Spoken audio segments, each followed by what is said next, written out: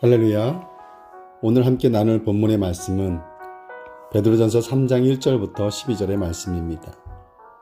오늘 본문은 어제 본문에 이어 베드로가 거룩한 성도들에게 사회에서나 주인에게 지켜야 할 선한 행위뿐만 아니라 가정에서와 그들이 속한 공동체의 지체들에게도 어떻게 선한 행실을 행해야 할지에 대해 권면하고 있는 내용입니다. 오늘 본문은 크게 네 부분으로 나눌 수 있겠는데요.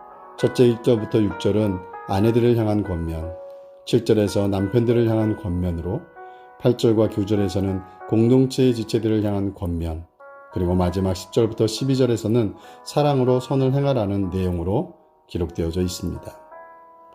결혼하면 초장의 배우자를 잡아야 그 이후의 생활이 편하다는 이야기가 있습니다. 어떻게 초장의 배우자를 잘 잡으셨나요? 그래서 부부의 관계가 좋아지고 가정이 평안하신가요? 오늘 성경은 거룩한 성도의 아내로, 남편으로 부부가 서로 지켜야 할 질서가 있음을 제시합니다. 성경은 아내들에게 자기 남편에게 순종하라고 합니다. 특히 오늘 본문은 순종하는데 외모로 하지 말고 오직 마음에 온유하고 안정한 심령에 썩지 아니하는 예수님의 희생적 사랑을 품고 순종하라고 합니다. 왜 베드로는 아내들에게 이런 희생적인 순종의 태도를 가지라고 권면한 것일까요? 베드로전서가 기록될 당시 사회는 가부장적 사회로 남편의 권위가 강했습니다. 그런데 당시 초대교회도 오늘날과 마찬가지로 대부분의 성도들이 여성이었지만 이들 중 대부분의 남편은 이교도 신자였습니다. 이렇게 아내의 신앙과 남편의 신앙이 달라 가정에 많은 불화가 있었습니다. 이교도를 따르는 남편들은 가부장적 권위를 가지고 아내들의 기독교 신앙을 버리도록 강요했습니다. 그러나 아내들은 하나님 한 분 외에는 참신이 없기에 남편의 요구에 응할 수 없어 가정에 분란이 있을 수밖에 없었습니다. 이런 상황을 잘 알고 있던 베드로는 믿음의 어머니 사라의 예를 들어 아내들에게 온유한 마음으로 남편들에게 순종하라고 권면한 것입니다.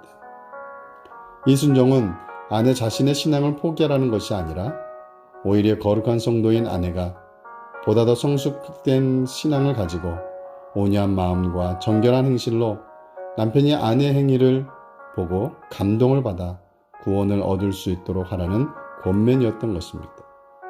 즉, 아내의 신앙과 영혼 구원 때문에 남편에게 핍박을 받는다 할지라도 오직 하나님께 소망을 두고 인내하며 더욱 남편에게 순종할 것을 교훈한 것이죠. 7절에 보면 남편들에게 권면합니다. 지식을 따라 아내와 동거해야 한다고요. 여기서 지식은 당시 가부장적 사회, 즉 남성이 여성보다 우위에 있다는 잘못된 개념이 아니라 부부가 동등한 존재로 서로 한 몸이며 아내는 남편보다 더 연약한 그릇이며 아내도 남편과 동등하게 천국 생명의 은혜를 유업으로 받을 귀한 자임을 의미하는 것입니다. 여기서 베드로는 남편들이 이와 같은 바른 지식으로 아내를 존중하며 사랑해야 할 것을 권면한 것이죠.